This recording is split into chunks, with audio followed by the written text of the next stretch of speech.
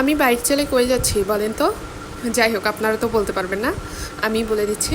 Hello everyone, আসসালামু আলাইকুম, welcome back to my another blog video. তো সবাই কেমন আছেন? আশা করি সবাই অনেক বেশি ভালো আছেন, আমিও ভালো আছি। আমি মূলত গেছিলাম নদীর পাড়ে, পায়না নদীর পাড়ে। আমি ঘুরতে অনেক ভালোবাসি, বিশেষ করে বিকেলবেলা এরকম বৃষ্টি ভেজা দিনে আমার ঘুরতে অনেক বেশি ভালো লাগে।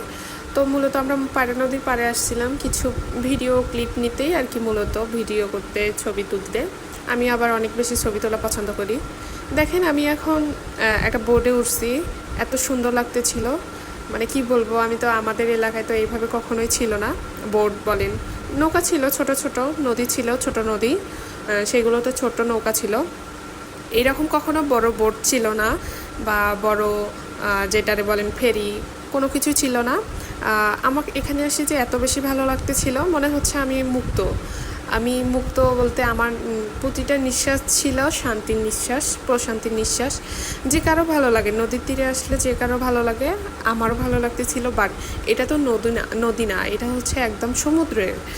একদম মনে হচ্ছে আমি মুক্ত আকাশে উঠতেছি, জাস্ট অনেক সুন্দর লাগতেছিল।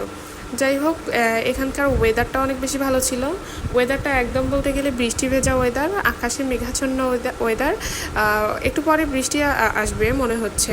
আর আমরা ওখানে বেশিক্ষণ থাকলাম না, খুব দ্রুত বাসা যাওয়ার জন্য যাচ্ছি, কারণ প্রচুর অন্ধকার করে আসছে, যদিও ভিডিওতে ওইভাবে দেখা যাচ্ছে না।